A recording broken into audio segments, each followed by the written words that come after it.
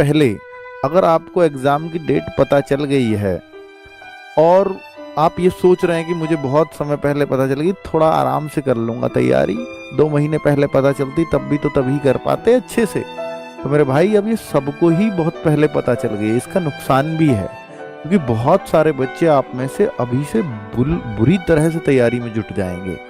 और ये सारे बच्चे जो तैयारी कर रहे होंगे, मैं केवल 5 से 10% ऐसे बच्चे हैं जिन्होंने पहले यूपी पुलिस वाला पहला वाला एग्जाम नहीं दिया, केवल 5 से 10%। बाकी 90 से 95% वो बच्चा है जिसने पहले एग्जाम भी दिया था, अर्थात उस एग्जाम से रहा था और ये एग्जाम में बैठ रहा है। तो भाई आप ये बताओ कि जो आप में से होशियार बच्चे थे, आप में से जो अच्छा करते थे, 60,000 बच्चा, वो तो नौकरी लग गया ना। वो 60,000 की जगह 30,000 वैकेंसी होती पहले, तो वो 30,000 अब आपको परेशान करता, वो ही ले जाता है इन सारी सीटों को। लेकिन वो तो 60,000 लग गया, कितना बड़ा एक नंबर आपके बीच से चला गया जो आपसे ऊपर था। अब आप सोचो कि अब जो आप रहे हो उसमें से कुछ बच्चे फाइनल मेरिट से रहे, कुछ शुरुआत की मेरिट से रह गए। जो शुरुआत की से रह गए हो सकता है वो अच्छी तैयारी उन्होंने अब कर ली हो, लेकिन जो फाइनल से रहे तो उनको तो यही होना चाहिए कि मैं तो सबसे होशियार था, मैं मान लो 1 नंबर से रहा, आधे से रहा, 1.5 से रहा, 2 से रहा, तो मैं तो सबसे ही होशियार था क्योंकि मेरे से ऊपर वाले होशियार वाले तो सब नौकरी लग गए। तो इसका मतलब मैं तो टॉप करना चाहिए हूं इसमें, क्योंकि अगर मुझसे कोई ऊपर गया तो फिर मैंने नीचे वाले को मौका दिया है अपने, या मैंने नए बच्चे को जिसने पहले एग्जाम नहीं दिया उसको मौका दे दिया मुझसे ऊपर जाने का। तो ये मेरी ही कमी रही। तो ये आपको खुद से सवाल पूछना है मेरे भाई। अगर आपके हाथ से कोई इस नौकरी को छीन करके ले जाता है तो फिर ये आपकी कमी की वजह से हो सकता है और कोई दूसरा तरीका नहीं है आपसे इस नौकरी को छीनने का।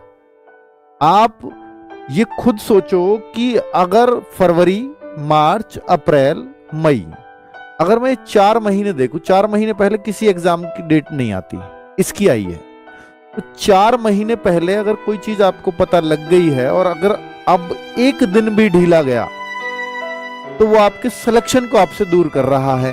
अब एक उस पल को सोच करके देखो, अब इमेजिन करो कि 4 महीने बाद जब आपके हाथ में एक नौकरी होगी, वो एग्जाम डिसाइड कर देता है कि आपकी लगेगी या नहीं।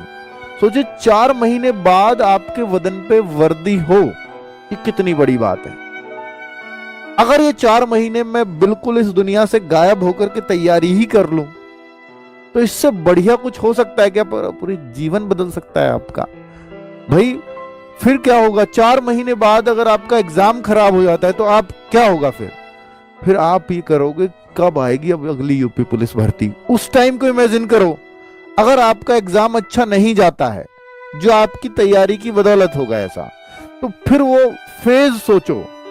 मैं 10 जून के बाद का फेज आपको बता रहा हूं। 10 जून के बाद एग्जाम हो गया खराब, आपको पता लग गया कि मेरा नंबर नहीं आना, फिर क्या है आपके पास? फिर है कि अगली भर्ती कब आएगी। और अगली भर्ती कब आती है? कभी 2 साल बाद, कभी 3 साल बाद, कभी 4 साल बाद भी और कभी 5 साल बाद भी। बताओ फिर तो मतलब एकदम ही सब कुछ ही वैसा हो गया ना कि भैया अब तो अपने जीवन का क्या मतलब अपने करियर का कुछ नहीं पता, सरकारी नौकरी लगेगी भी या कभी या नहीं लगेगी, क्योंकि आपने उतना सुनहरा मौका छोड़ दिया जितना शायद ही कोई छोड़ता होगा। और ये छोड़ा किसी ने नहीं, सिर्फ आपकी अपनी कमियों की बदौलत, आपकी सीरियसनेस कम थी, इस बदौलत वो मौका छूटा। कोई और नहीं लेता आपसे इस मौके को, आप खुद देते दूसरे के हाथ में कि ले भाई मैंने अपनी नौकरी तुझे दे दी। ये करते हो आप और फिर कहते हो भाई मेरा सिलेक्शन नहीं हुआ। ठीक है, चलो तो सारी बातें करते हैं बच्चों।